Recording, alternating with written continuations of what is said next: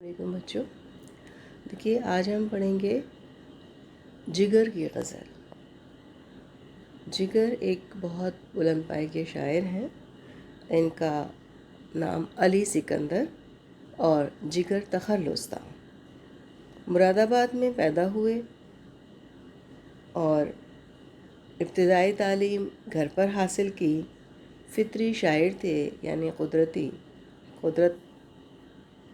سے پر لکھتے تھے، جیسے جوش ہیں انہیں شاعر فطرت کہا جاتا ہے، انہوں نے نیچر پر لکھا ہے، تو اسی طرح سے یہ بھی ایک قدرتی شاعر ہے، فطری شاعر ہے۔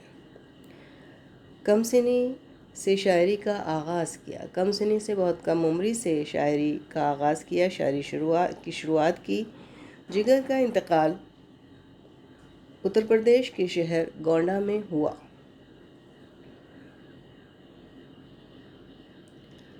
جگر مراد آبادی کی شاعری میں سرمستی اور سرشاری کی کیفیت ملتی ہے، مطلب ایک مدہوشی کسی کیفیت ملتی ہے۔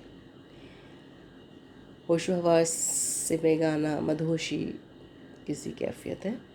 حسن و عشق کے معاملات کو انہوں نے والہانہ انداز میں بیان کیا ہے۔ تقسیم ہند کے بعد انہوں نے ایسی غزلیں بھی کہی ہیں جن میں عصری شعور اور فکر کا عنصر نمایاں ہے۔ عصری شعور یعنی اس زمانے کے جو حالات ہیں، خیالات ہیں، وہ اور فکر ظاہر کی ہے۔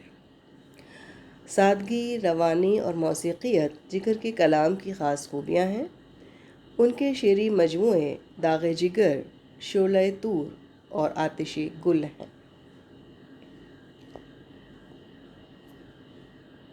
یہ تھا جگر کا ایک بہت مختصر تعارف۔ اب ہم ان کی غزل پڑھتے ہیں۔ کبھی شاخ و سبز و برگ پر، کبھی غنچہ و گل و خار پر، میں چمن میں چاہے جہاں رہوں، میرا حق ہے فصل بہار پر۔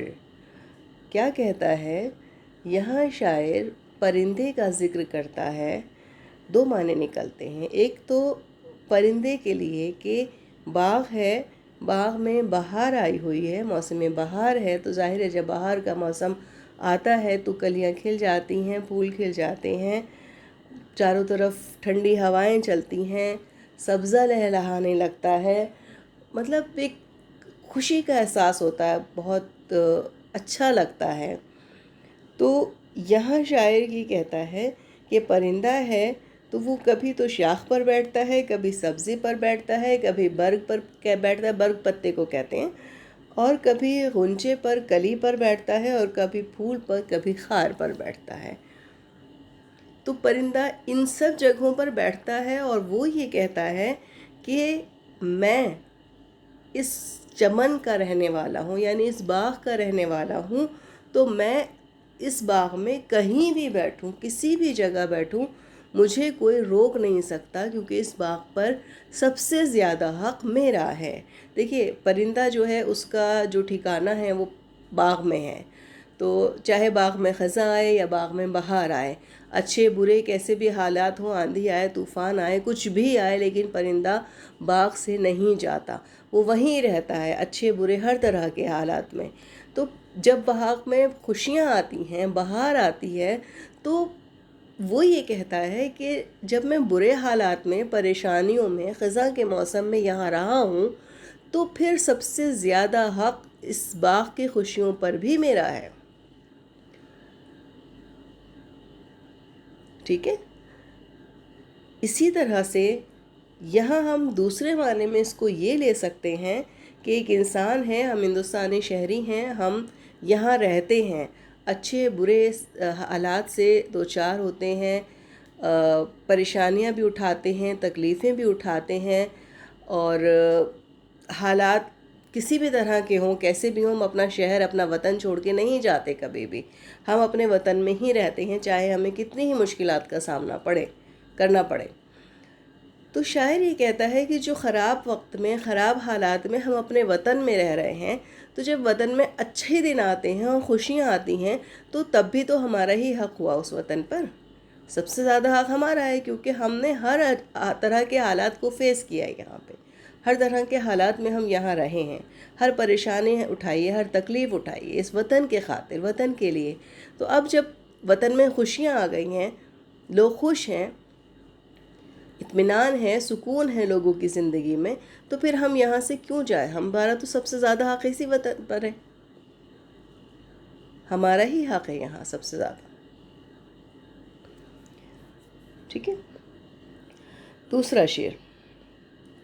مجھے دیں نہ غیظ میں دھمکیاں، گریں لاکھ بار یہ بجلیاں، میری سلطنت یہی آشیاں، میری ملکیت یہی چار پر. شاعر کہتا ہے کہ بجلی جو چمک رہی ہے اور جو گرج ہے، آواز جو ہے، تو یہ بجلی چمک کر اور گرج مجھے ڈرائے نہیں. کیوں؟ کیونکہ میرے پاس مال و دولت ہے ہی نہیں. یہ جو چھوٹا سا گھونسلہ ہے، پرندہ کہتا ہے کہ میرا چھوٹا سا جو گھونسلہ ہے، وہی گھونسلہ میری کل سلطنت ہے، کل کائنات ہے. اور میرے جو پر ہیں وہ پر میری کل ملکیت ہے، مال اسباب ہیں، سامان ہیں، جائیداد ہے، جو کچھ بھی ہے میرا مال و دولت وہ سب میرے پر ہیں. اور یہ چھوٹا سا گھونسلہ میرے لیے کسی سلطنت سے کم نہیں ہے. میری حکومت اسی گھونسلے میں ہے، اسی گھونسلے تک میری حکومت ہے. تو کہہ رہا ہے موسم بہت خراب ہے، بجلی چمک رہی ہے، آسمان پر گرج ہے بہت زیادہ، بارش ہو رہی ہے. تو جب بجلی چمک رہی ہے، اس بجلی، ظاہر ہے بجلی اس کے گھونسلے پر بھی گر سکتی ہے. تو کہتا ہے کہ مجھے دیں نہ غیظ میں دھمکیاں، گریں لاکھ بار یہ بجلیاں. کہہ رہا ہے مجھے ڈرانے کی ضرورت نہیں ہے بجلی چمکا کے. بھلے ہی میرے گھونسلے پہ بجلی گر جائے تو مجھے کوئی فرق نہیں پڑے گا، میں کہیں اور جا کے گھونسلہ بنا لوں گا اپنا. میرے پاس نہ ساز و سامان ہے، نہ مال اسباب ہے. اگر یہاں میرے گھونسلے پر بجلی گر گئی اور وہ جل کے راکھ ہو گیا میرا گھونسلہ، تو مجھے کوئی فرق نہیں پڑے گا. میں کسی دوسرے پیڑ پہ چلا جاؤں گا، میں کسی دوسری جگہ چلا جاؤں گا، وہاں جا کے گھونسلہ بنا لوں گا، وہاں رہنے لگوں گا، کیونکہ میرے پاس ساز و سامان، مال و دولت نہیں ہے. میرے پر ہیں جو میری کل کائنات ہیں، وہ میرے پاس ہیں، ہر وقت موجود رہتے ہیں. ایک یہ چھوٹا سا گھونسلہ ہے، یہی میری سلطنت ہے. اب اسی پہ جب بجلی گر جائے گی تو کوئی بات نہیں، خالی ہے میرا گھونسلہ، میں کہیں اور جا کے بنا لوں گا. کلیئر؟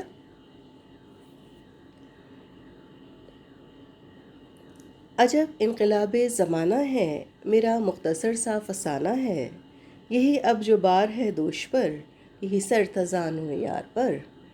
شاعر کیا کہتا ہے؟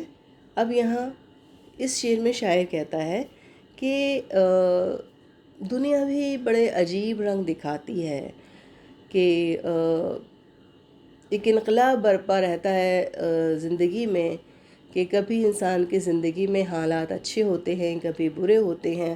اب یہاں کہتا ہے کہ ایک زمانہ تھا کبھی کہ میرا محبوب میرے ساتھ ہوا کرتا تھا، مجھے اس کا قرب حاصل تھا، لیکن آج مجھے اس کا قرب حاصل نہیں ہے، آج میرا محبوب میرے ساتھ نہیں ہے. تو کہتا ہے جب انقلاب زمانہ ہے، میرا مختصر سا فسانہ ہے، کہ میری زندگی کا بہت مختصر سا فسانہ ہے، بہت چھوٹی سی کہانی ہے، چھوٹا سا قصہ ہے. وہ کیا ہے کہ یہی اب جو بار ہے دوش پر، یہی سر تھزانو یار پر. یعنی کہ ایک قدرت نے میری زندگی میں ایک عجیب انقلاب برپا کر دیا ہے کہ میرا محبوب میری طرف ملتفت تھا، میرے ساتھ تھا، مجھے اس کا قرب حاصل تھا.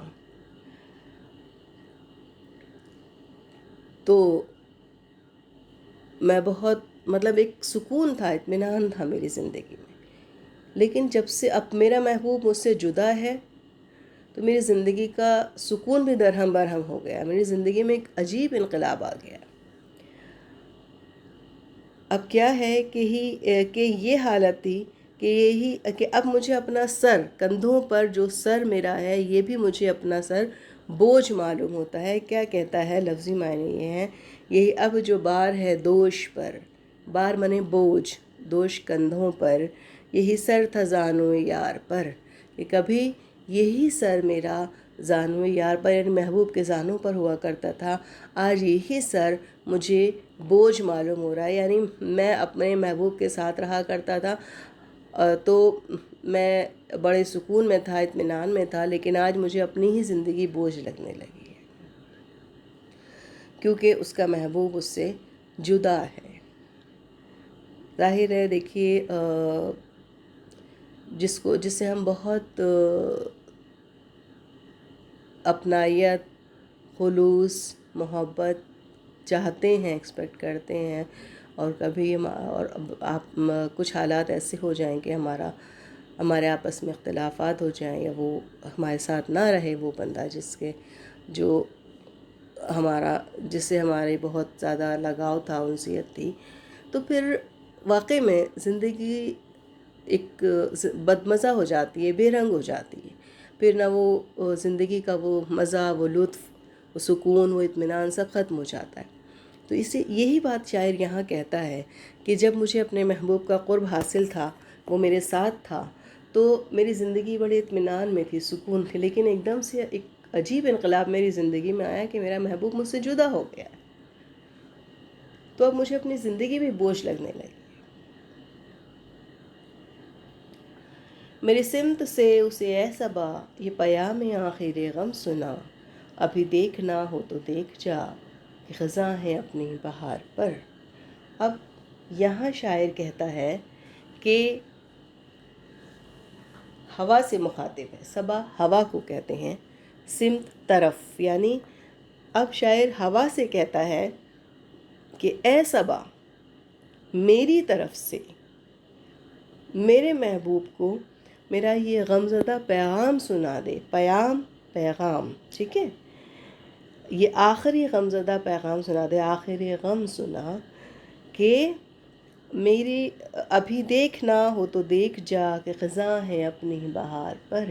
کہ ابھی اگر مجھ سے ملنا چاہتے ہو، مجھے شرف ملاقات چاہیے، اگر میرا محبوب ابھی مجھ سے ملنا چاہے تو وہ ابھی آ سکتا ہے، اس کے بعد میں اسے نہیں ملوں گا، کیونکہ ابھی تو میں حیات ہوں، ابھی میں زندہ ہوں، اور ابھی ایک اطمینان، سکون مجھے بھی مل جائے گا. تو یہاں شاعر کہتا ہے کہ میری طرف سے ہوا میرے محبوب کو یہ پیغام پہنچا دے کہ اگر وہ مجھ سے ملنا چاہتا ہے تو ابھی آ جائے، ورنہ پھر اس کے آنے کا کوئی فائدہ نہیں ہوگا، پھر میں یہاں نہیں ملوں گا. میں خزاں کی آخری منزل پر ہوں، میری موت کا وقت قریب آ گیا ہے، اور میں موت کے آخری لمحوں تک میری زندگی جو ہے وہ ختم ہونے والی ہے، موت کے آخری لمحے میرا انتظار کر رہے ہیں.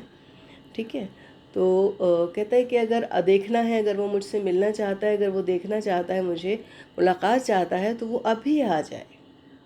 یہ میرا آخری پیغام میرے محبوب کو سنا دے. میں رہی نے درد سہی مگر مجھے اور چاہیے کیا جگر، غم یار ہے میرا شیفتہ میں فریفتہ غم یار پر. کہتا ہے شاعر کہ میری زندگی میں درد ہی درد ہیں، دکھ ہی دکھ ہیں، لیکن مجھے ان سے کوئی شکایت نہیں ہے. کیوں شکایت نہیں ہے؟ کیونکہ یہ درد جو ہے یہ شاعر کے محبوب کا دیا ہوا ہے. آپ خود سوچئے کہ آپ کی کوئی بیسٹ فرینڈ ہے، بہت قریبی دوست ہے، اور اس سے آپ کا کوئی نقصان ہو جاتا ہے تو آپ اسے برداشت کر لیتے ہیں، اس کی دی ہوئی تکلیف بھی آپ برداشت کر لیتے ہیں. تو آپ یہ سوچئے کہ یہاں تو معاملہ ہی دوسرا ہے، عشق کا معاملہ ہے. تو اب شاعر کے محبوب نے شاعر کو درد دیا ہے تو شاعر اسے برداشت کر رہا ہے، شاعر کو وہ اچھا لگ رہا ہے، شاعر کو محبوب سے کوئی شکایت بھی نہیں ہے. کہتا ہے میں رہی نے درد سہی مگر، کہ میں مانتا ہوں میری زندگی میں بہت درد ہے، بہت تکلیفیں ہیں، بہت پریشانیاں ہیں، مجھے اور کچھ نہیں چاہیے. کیوں؟ کیونکہ میرے محبوب کے، کیونکہ یہ درد جو ہے یہ میرے محبوب کے دیے ہوئے ہیں، اور میری زندگی میں یہی کافی ہے، میں انہی کے سہارے زندگی گزار لوں۔ میں رہی نے درد سہی مگر مجھے اور چاہیے کیا دیگر، کہ مجھے اور کچھ نہیں چاہیے زندگی سے۔ محبوب کی دی ہوئی ہر چیز مجھے قبول ہے اور بخوشی قبول ہے، چاہے وہ درد ہے، چاہے وہ تکلیف ہے، چاہے وہ پریشانی ہے، کچھ بھی ہے، لیکن کیونکہ وہ میرے محبوب نے دیا تو میں اسے خوشی خوشی قبول کروں گا۔ غم یار ہے میرا شیفتہ میں فریفتہ غم یار، بلکہ یہ تو میرے محبوب کے دیے ہوئے غم ہیں، میں ان پر عاشق و فدا ہوں۔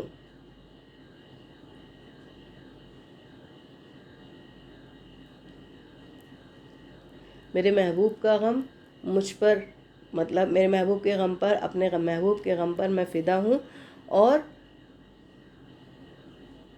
کیونکہ یہ میرے محبوب نے دیے ہیں غم مجھے، ٹھیک ہے۔ تو یہاں شاعر کہتا ہے کہ ظاہر ہے درد زندگی کا حاصل ہیں میرے محبوب کے دیے ہوئے غم، زندگی میں جو درد دیے ہیں، تکلیفیں دی ہیں، محبوب نے دی، تو کہتا ہے میں ان پر فریفتہ ہوں، عاشق ہوں، کیونکہ یہ میرے محبوب کے دیے ہوئے غم، ٹھیک ہے۔ تو یہ ہماری غزل پوری ہوئی۔ سوال جواب اس کے آپ دیکھ لیجئے گا۔ مطلع کے پہلے مصرعے میں بہار سے متعلق کون کون سے لفظ آئے ہیں، یہ آپ آرام سے لکھ لیں گے۔ پہلے شعر مطلع کسے کہتے ہیں یہ بھی آپ کو معلوم ہے، شعری اصطلاحات میں سمجھایا گیا ہے اور بہت بار سمجھایا جاتا ہے۔ مطلع میں میرا حق ہے فصل بہار پر سے کیا مراد ہے، تفصیل سے لکھیے، دونوں معنی لکھ لیجئے گا اس کے۔ تیسرا سوال، غزل کے قافیوں کی نشاندہی کیجیے۔ اب قافیہ بھی آپ جانتے ہیں، اب نہیں سمجھایا جائے گا، آپ کو بہت مرتبہ سمجھا دیا۔ قافیہ آپ خود لکھیے، پہلے لکھیے گا کہ قافیہ کسے کہتے ہیں، اور اس کے بعد اس کے قافیے لکھیے گا۔ شاعر نے صبا کے ذریعے اپنے دوست کو کیا پیغام بھیجا ہے، ٹھیک ہے۔ یہ چاروں سوال ہیں، ان کے جواب آپ کو کرنے ہیں۔ اللہ حافظ۔